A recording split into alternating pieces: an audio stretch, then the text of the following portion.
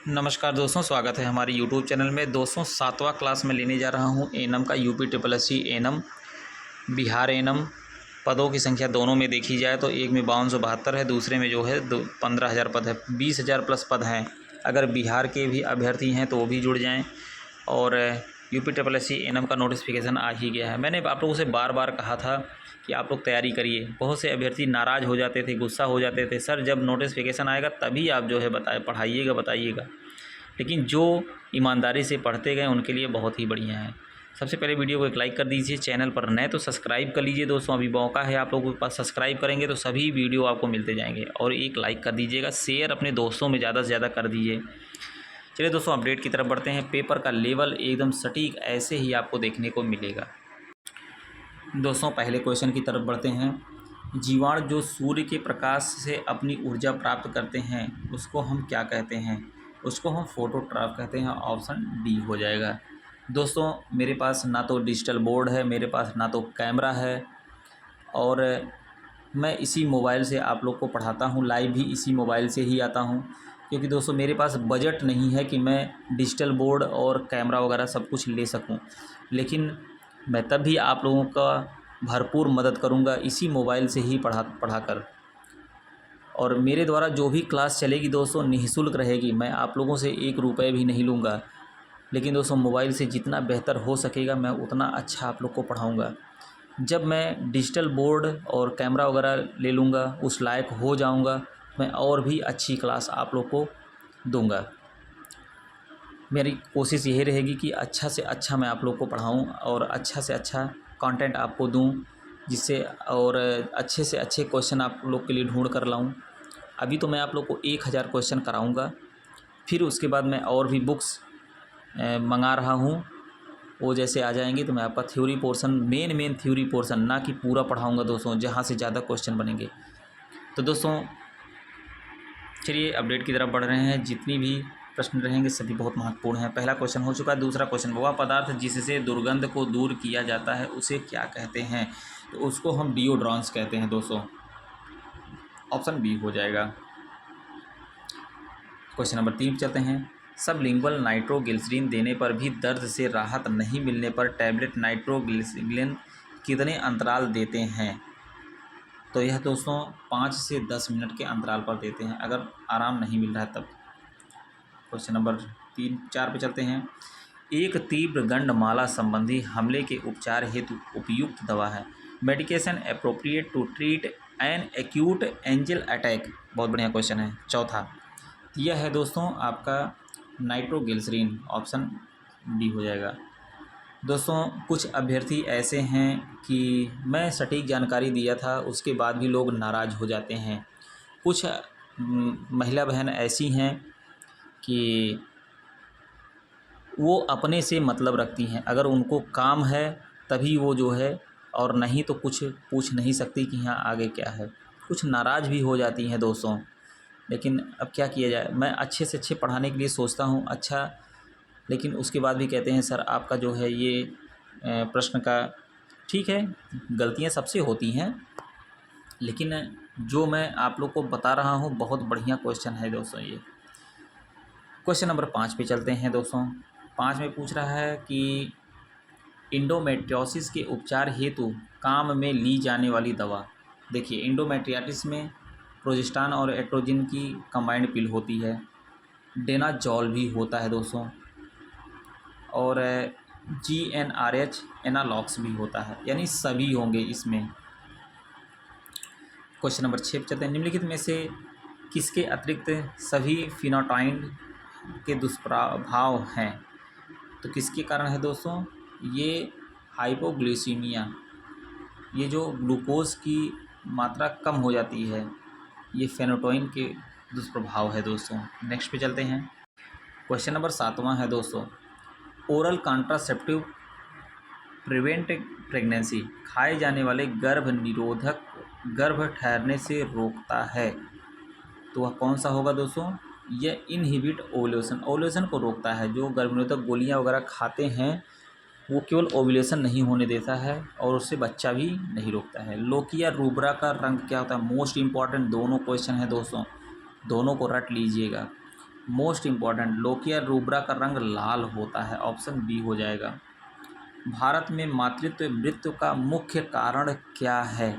तो वह है दोस्तों हेमरेज, रक्तस्राव, यानी जब बच्चा पैदा होता है तो उस समय आप देखते होंगे ब्लीडिंग बहुत होती है, तो वही ब्लीडिंग नहीं रोक पाते हैं लोग, तो पेशेंट एनीमिक हो जाता है, इसके कारण उसकी मौत हो जाती है।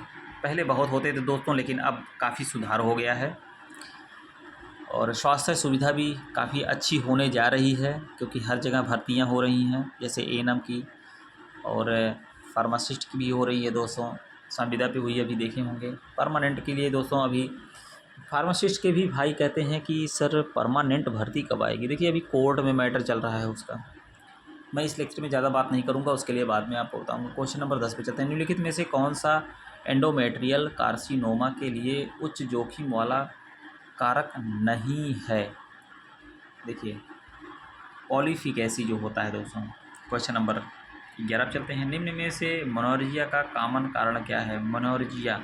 मोनोरिया का कॉमन कारण जो है दोस्तों, देखिए फाइब्रॉयड यूट्रस ये भी है, और एडनोमायोसिस ये भी है, डिसफंक्शनल यूट्राइन ब्लीडिंग ये भी है दोस्तों, यानी ऑल हो जाएगा मोनोरिया का कॉमन कारण।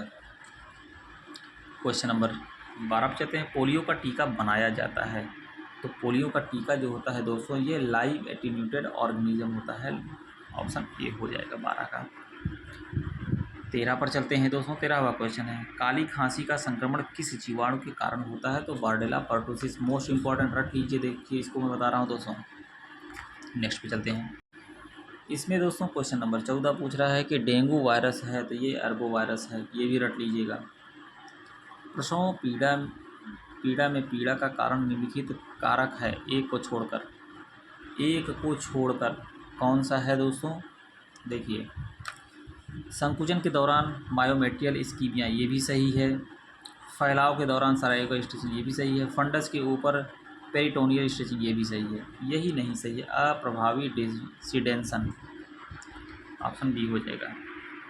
भ्रूण हृदय दर को फिटोस्कोप के साथ ऑस्कुलेटेड करते हैं, तो कैसे करते हैं दोस्तों? 20 सप्ताह का गर्भधारण होता है जो। 17वां क्वेश्चन है, मौखिक गर्भ निरोधक जन्म नियंत्रण कर पाते हैं क्योंकि वे प्रिवेंटिंग ओवुलेशन, डिम्बोसर को रोककर यही रोक दिया जाता है, तो जन्म जो निरोधक होती हैं गर्भ निरोधक ओवुलेशन नहीं होने देती हैं, इसलिए बच्चा नहीं रुकता है। क्वेश्चन नंबर 18 पे चलते हैं।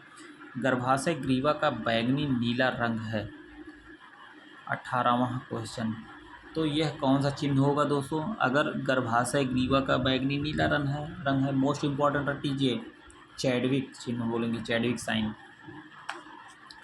फैलोपियन ट्यूब में म्यूकस का कलेक्शन होना कहलाता है, अगर म्यूकस का कलेक्शन हो रहा है तो दोस्तों हाइड्रोसेल्पिक्स कहते हैं, ऑप्शन बी हो जाएगा।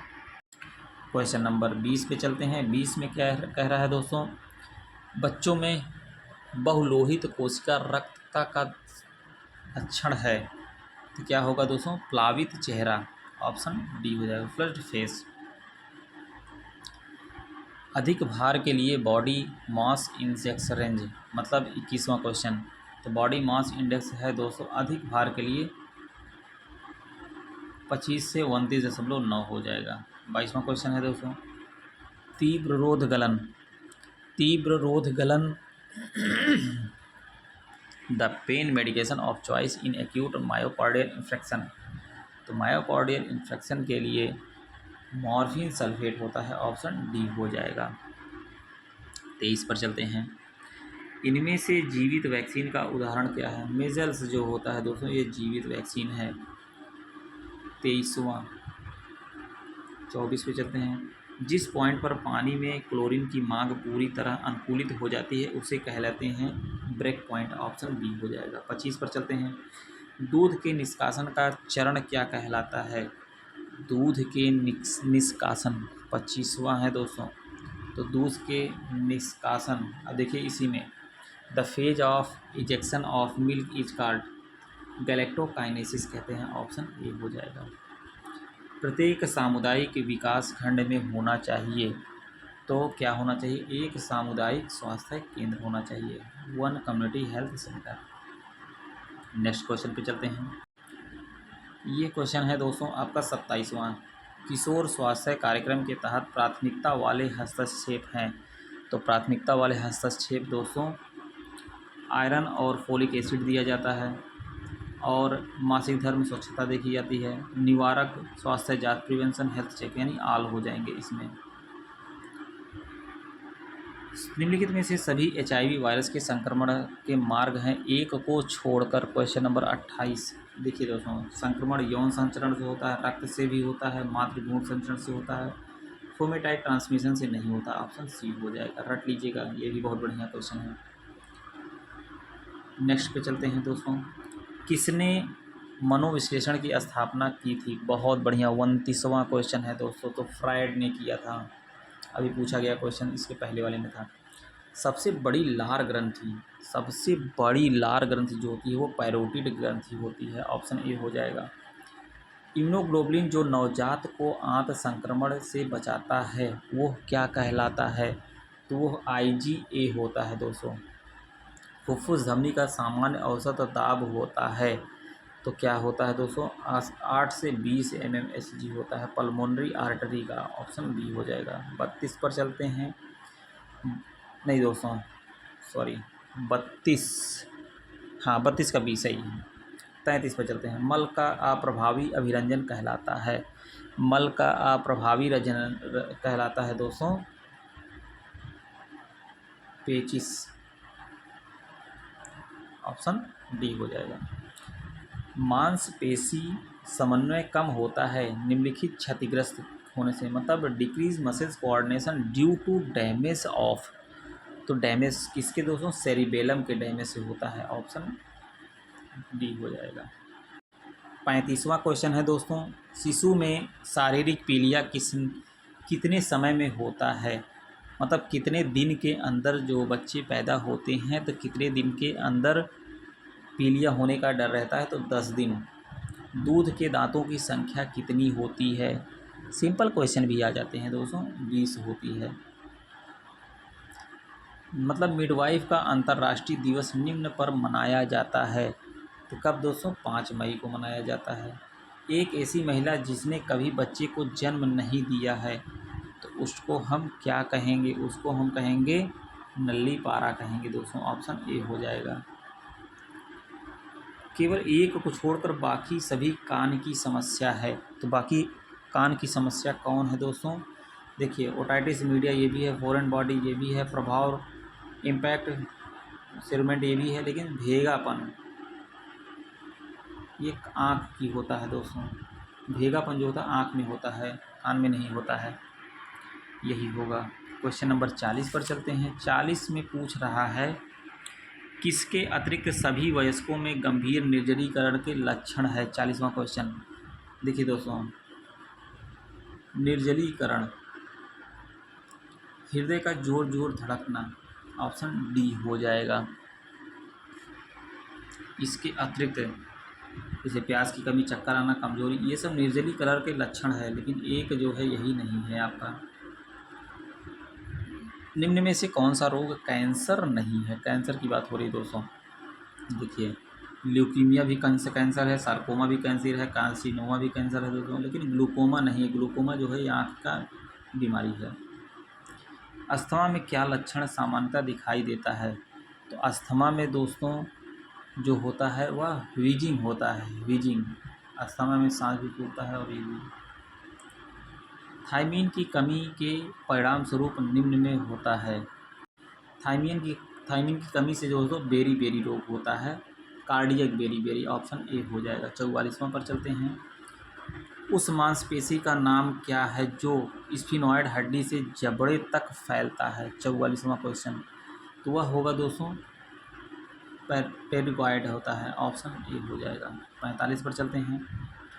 निम्नलिखित में से कौन अंतःस्रावी तंतु की मास्टर ग्रंथि है? Which of the following is the master gland of endocrine system? 45वां, तो ये पिट्यूटरी ग्लैंड होती है दोस्तों। ऑप्शन बी हो जाएगा। 46 पर चलते हैं। अंडाणु में प्रवेश करने से पहले शुक्राणु की तैयारी को क्या कहते हैं?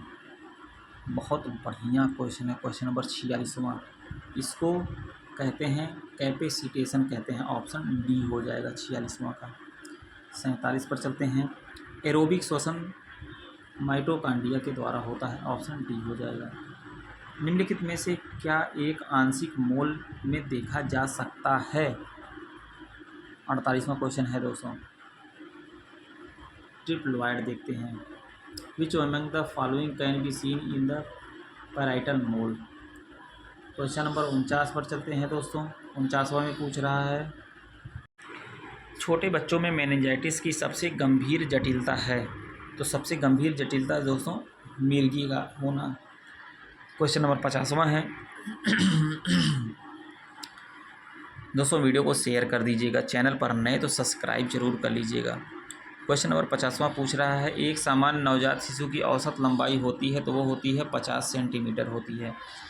वीडियो को ज़्यादा से ज़्यादा शेयर करिएगा, चैनल पर नए तो सब्सक्राइब जरूर कर लीजिएगा और एक लाइक करिएगा। मिलते हैं नेक्स्ट वीडियो में। वीडियो को अंत तक देखने के लिए बहुत बहुत धन्यवाद।